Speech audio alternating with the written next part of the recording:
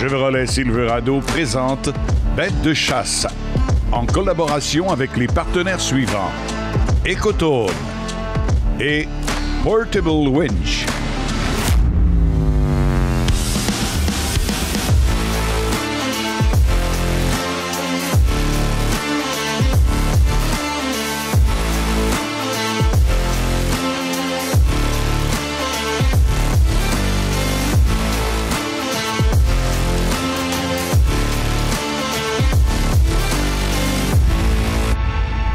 Hey, salut tout le monde et bienvenue à l'émission Bête de chasse. Vous savez, c'est comme dans pas mal tout dans la vie. Rêve et passion égale succès. C'est le titre de notre tournage proposé dans cette émission. Je ne vous en dis pas plus. Ah, OK, un mot, tiens. Orignal. Aussi, on aura la chronique et les conseils du pro avec Charles Doris, notre écrivain et guide formateur. Éric Lapointe nous propose équipements et trouvailles pour chasseurs de chez Ecotone. Yves Martineau nous épatera toujours avec les prouesses de ses chiens de sang. Sylvain Saint-Louis vient nous jaser orientation et survie. C'est un aperçu de l'émission que l'on vous propose aujourd'hui. Que Bête de chasse commence. Bon show tout le monde!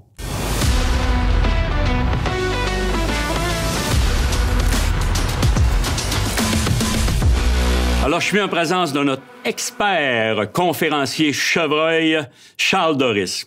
Écoute, Charles, je le sais l'hiver dernier que tu nous as parlé beaucoup de prospection active, mais j'aimerais qu'on revienne sur ce sujet. Oui, un petit résumé. La prospection active, pour moi, ce que c'est la prospection immédiatement à la veille de la chasse ou lors de la chasse elle-même. Je la fais d'une façon active régulièrement pour être certain de chasser sur des signes frais ou chauds. Puis qu'est-ce que tu cherches en tant que tel tout au long de la saison? Tout au long des différentes saisons, si on commence par les saisons de chasse arc et arbalète, début octobre jusqu'aux environs de la mi-octobre, je vais chercher particulièrement les frottages et les lignes de frottage parce que les mâles, la période qui frottent le plus, c'est octobre. De la minute qu'ils perdent les velours vers le 25 septembre jusqu'au pic du rut, ils vont frotter énormément. L'habitat qu'on prospecte ici en VTT, on doit avoir fait 6 km de VTT. C'est pas compliqué, hein? C'est des milliers et des milliers de kilomètres carrés. Il n'y a pas de chasseurs en forêt. Le nombre de vieux chevreuils qui évoluent ici, qui vont mourir de vieillesse par les loups par l'hiver, c'est incroyable. Regardez la grosseur et la hauteur du frottage. C'est incroyable, c'est de toute beauté. On roule en 4 roues, puis aussitôt qu'on a poigné un petit peu le couvert plus fermé, on est d'une grosse ligne de grattage. Il n'y a personne qui chasse. Ils chassent tout en quad, le monde. Fais le tour, viens voir ça l'autre bord. Ouais. Et Charles, pour la période de chasse au fusil. Au Québec, les périodes de chasse au fusil sont sensiblement mi-octobre jusqu'au 22-24 octobre. Ça frôle le pré-rut. Je vais chercher une combinaison de frottage et grattage au sol, parce que plus on avance en octobre, plus l'intérêt envers les grattages au sol prennent de la place. Donc, en m'assurant d'avoir une combinaison des deux signes, j'ai plus de chances d'être encore sur ce que j'appelle, moi, des signes chauds. Et pour la période arme à feu? Pour la période d'armes à feu carabine au mois de novembre, ce qui coïncide avec la période de rut, les signes qui m'importent le plus, ce sont les gros grattages. Parce que les gros grattages, qu'on appelle dans notre langage des primaires, sont effectués à proximité des différents groupes de biches, soit proches de leur site nourricier ou proches de leur site de repos. Les mâles n'iront pas nécessairement directement au grattage, mais les odeurs des biches sont dans l'environnement autour des grattages. Donc, c'est les meilleurs témoins pour décider où je vais prendre emplacement pour attendre un mâle durant la période de chasse à carabine. Merci beaucoup. De notre côté, on retourne à l'action. La chasse de la semaine, une présentation de Chevrolet Silverado.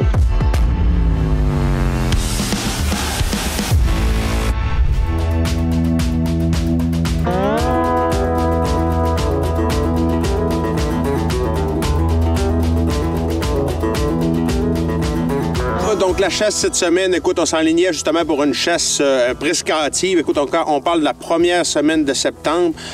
Notre idée était de chasser entre le 5 et le 10 septembre. Comment ça se passait? C'est qu'on était moi et Daniel Gilbert.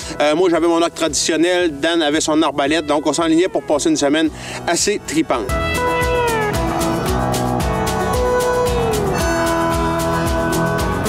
C'est ça, comment ça s'est passé? Premièrement, écoute, on arrive à une place un soir, on colle, on est sur le dessus d'une grosse montagne, puis à un moment donné, il y a un boc qui nous répond, puis là, t'as on n'est pas capable de le voir, à un moment donné, il sort, puis tout quand la manchure de boc. Mais écoute, la noirceur s'en vient. On n'a pas le temps de rien faire. Écoute, c'était incroyable comment il était beau. J'aurais bien aimé d'essayer de le récolter, mais ça n'a pas fait.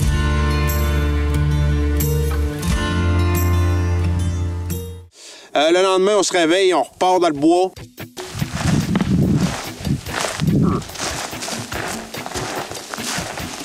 Ce qui est le fun, c'est qu'il y a beaucoup de places que c'est des anciens brûlés de je sais pas trop combien d'années. Puis ce qui se passe, c'est qu'il n'y a plus de bois nulle part. Fait que partout ce qui reste des couettes de bois, ben les orignaux sont quasiment tout le temps dans les couettes de bois. Un moment donné, on arrive à une place, une belle petite place. J'étais pas certain, j'avais juste entendu un son.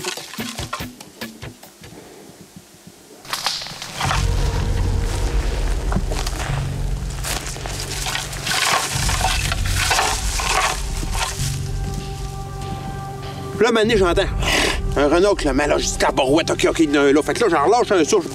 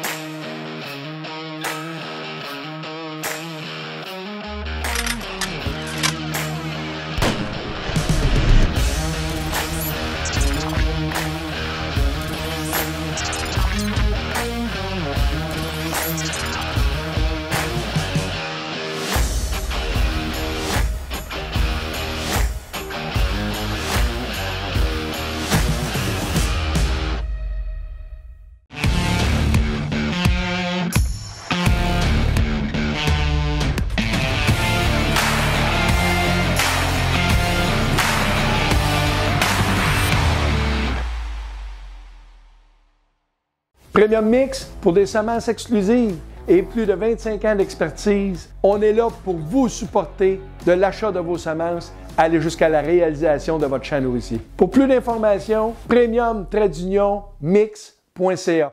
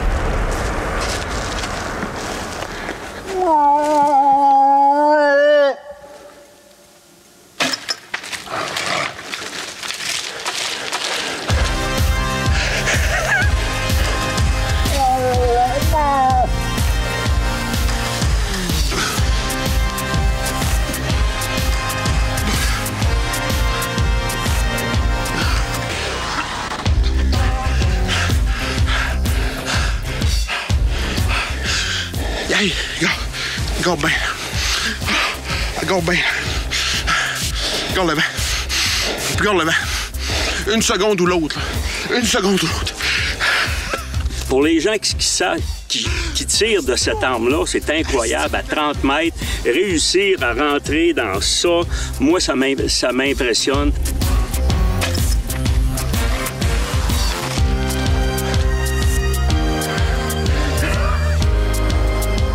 Un relax traditionnel comme ça, c'est pas pareil. Écoute, il y a de la pratique en arrière de ça. Puis c'est un beau défi, puis c'est super le fun, puis une super de belle bête.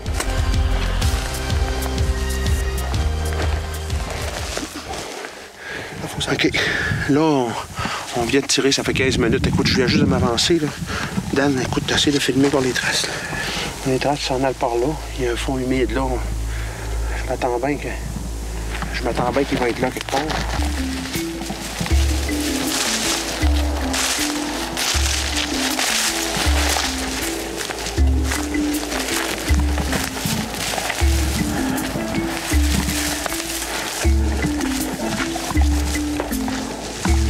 Là. Pour moi, il descend au lac, gars. Oh boy!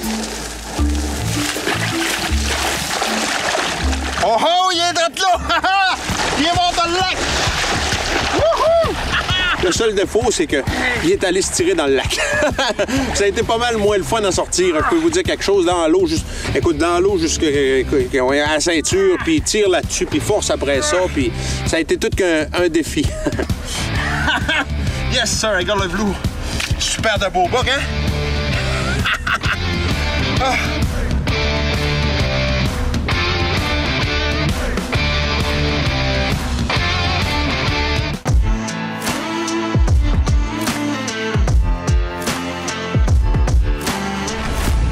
J'ai le plaisir d'accueillir en studio cette semaine Éric Lapointe, qui est notre conseiller expert.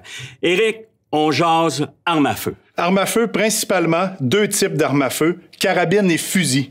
Ce qui est très important, souvent les gens vont mélanger les deux. Une carabine, ça utilise un type de munition comme celui-là, oui. Souvent utilisé pour le gros gibier. Oui. Il y a des carabines qui sont à verrou, des carabines qui sont semi-automatiques.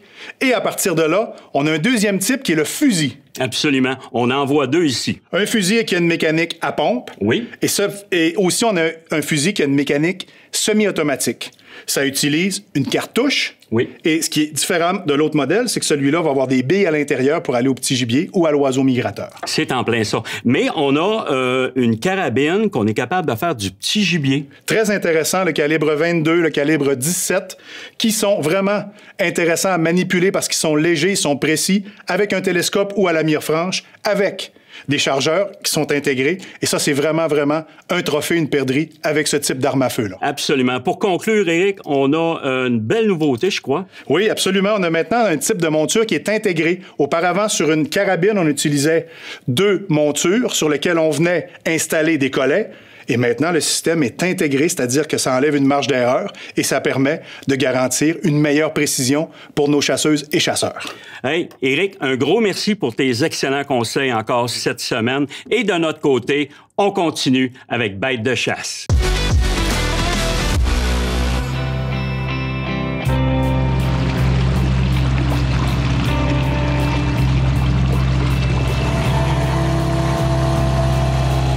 C'est sûr que c'est Jason qui va pour aller chercher les endroits, va tout préparer les endroits. Moi, je suis plus du côté administratif, donc moi, je suis et je subis, comme on dit.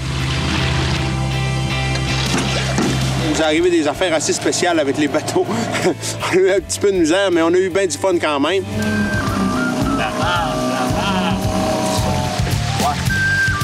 Hey, moi, j'aime ça, des expéditions faciles.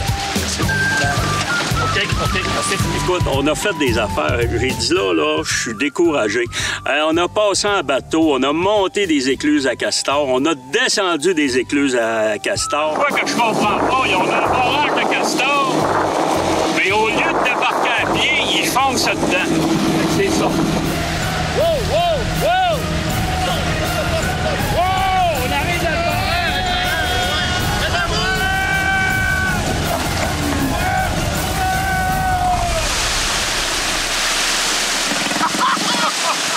Écoute, on a été vraiment à la base, mais on a eu du plaisir, Moi, là, les voyages de chasse, je veux plus trop en faire des affaires de même. Vous voyez ce qui nous fait vivre, là, le malade, là?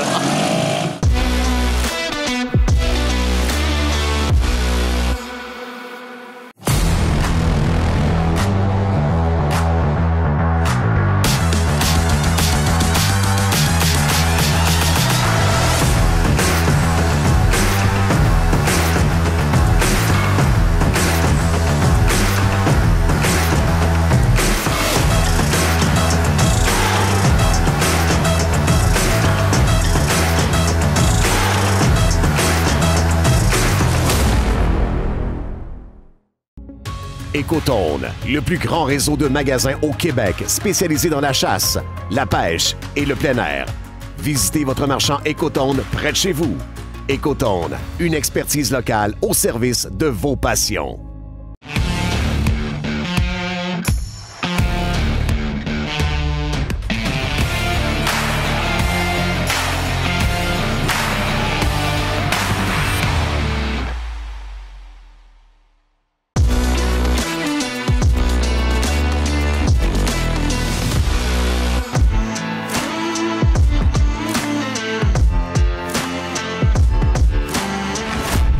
J'ai le plaisir d'accueillir en studio notre fondateur de l'Association des conducteurs de chiens de sang du Québec, Yves Martineau. Yves, cette semaine, j'ai une question pertinente d'un amateur de chasse. Il nous demande, après un tir, on retrouve des bulles à notre sang, sur notre sang. Est-ce que ça veut dire automatiquement un tir de poumon? 90% du temps, c'est pas un tir. Je dis 90, 100% du temps, c'est pas un tir de poumon. C'est pas compliqué. Parce que des bulles dans le sang, c'est souvent un sang qui est tombé au sol. OK. Puis ça flacote. Puis c'est un tir de chair. Parce qu'un tir de chair, il y a des artères. Puis dans les artères, il y a de la pression. Donc, il y a un bon volume de sang.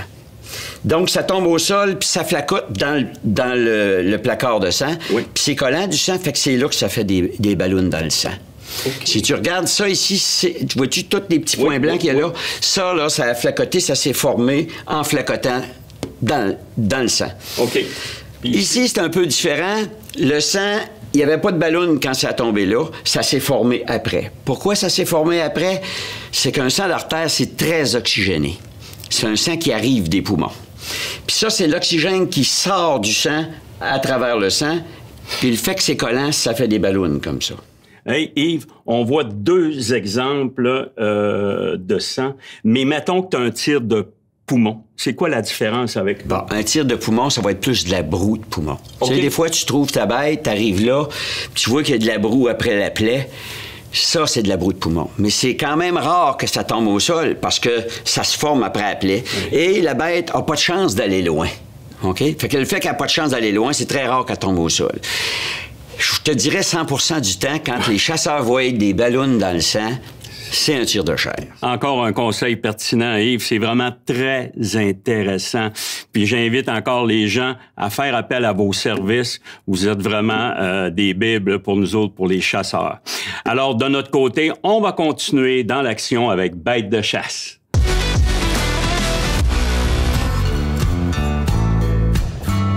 On vient de trouver un secteur, OK? Ici, là, écoute encore, juste pour vous montrer, là. Il y a des vieilles souilles un peu partout. Il y a des traces partout. Puis écoute, la montagne, là, c'est encore un peu comme je parlais tantôt. C'était une genre d'endroit de rêve. Là. Tu peux pas te tromper. Il y a une couette de bois. C'était pisté partout, tout le long qu'on marchait. Jason, il dit on s'installe ici. À partir de ce moment-là, Jason fait le scénario, mais comme on est en début, on y va très doucement.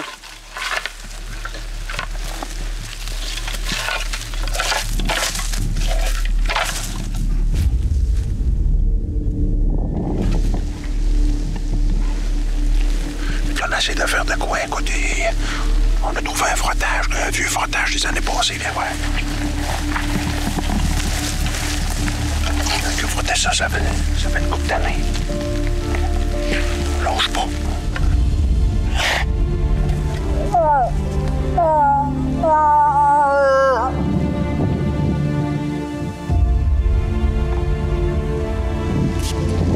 T'as bon vent, t'as bon.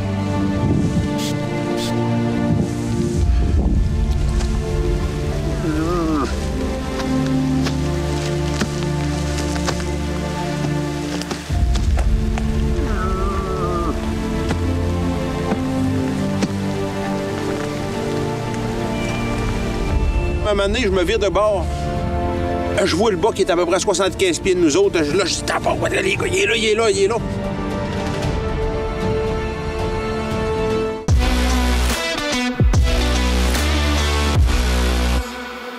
T'as besoin de puissance pour tirer ton gibier, tirer du bois, tirer ton 4 roues, tirer des affaires au chalet, ou ben te tirer d'affaires.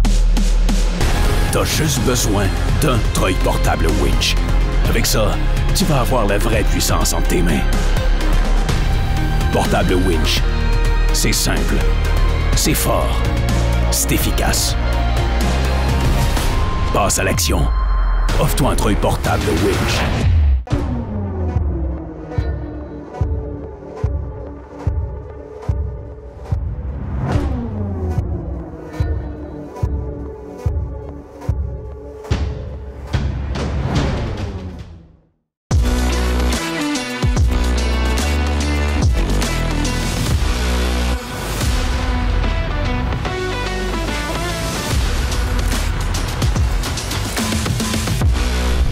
Quand on jase orientation et survie, on n'a pas le choix d'inviter notre expert, Sylvain Saint-Louis. Bonjour, Daniel.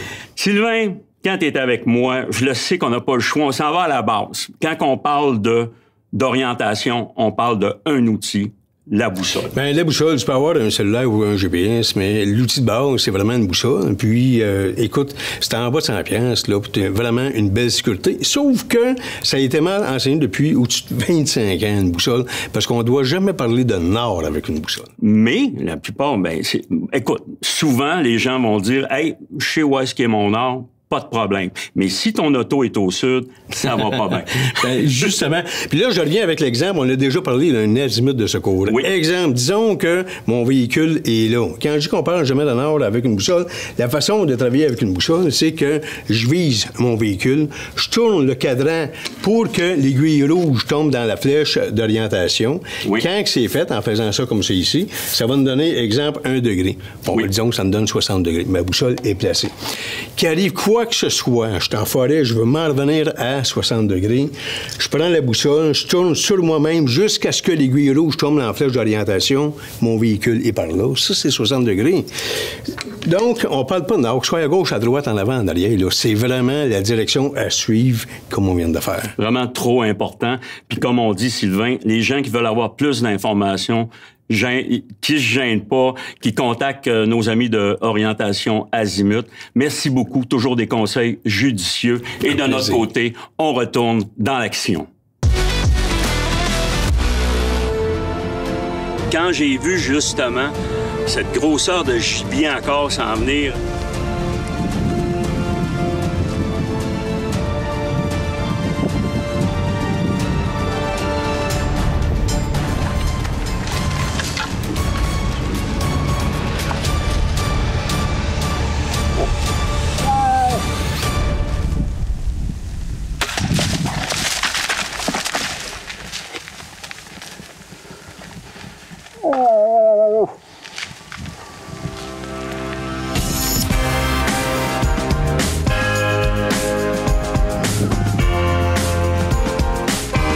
l'orignal part bien tranquillement. Tu vois qu'il file pas. Donc, écoute, on savait que notre flèche était bonne, notre flèche était parfaite.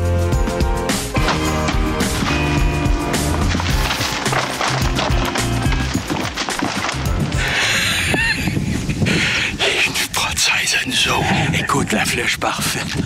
Il est parti bien tranquillement, mais c'est certain que c'est fait. Yes!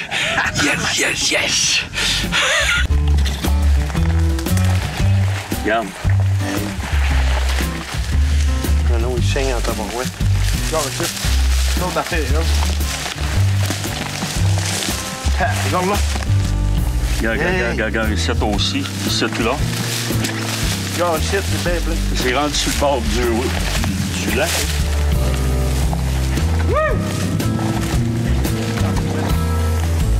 Donc, on l'a retrouvé sur le bord du lac. Les images sont là pour le prouver. Même début septembre. Ouais, il y a moyen de faire de quoi? Hey, bravo! Il y a bravo! ça, la bête! Hey, merci beaucoup d'être là, puis on vous promet encore de l'action. Les années, on a encore à vous montrer. Ça fait que merci. Puis nous autres, comme vous savez, on a de l'ouvrage. Oh boy, oui! Yes!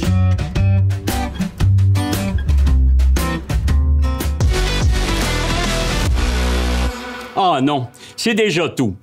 Oui, les amis, ainsi prend fin l'émission Bête de chasse et aussi la saison de cette émission qui a été un beau succès grâce à l'équipe, mais aussi grâce à vous qui nous avez suivis. Merci infiniment. Mon nom est Daniel Gilbert et je vous promets qu'on se retrouvera. J'y tiens beaucoup. Merci encore. C'était Bête de chasse. Salut, finale réussie.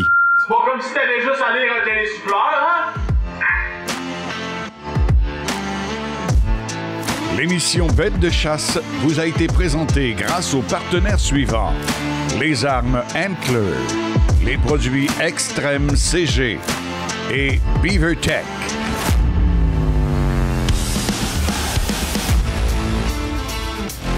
Ça, c'est chien à doc. Ça, c'est chien. Quand je vais y passer à la porte, il le dira, lui. Moi, je vais y... Nous autres, on enchaîne avec... de Saline. Merci beaucoup, Dan. José Vito. Alors, on est en... Direct! Ouais, on est en direct! Alors, on est en direct!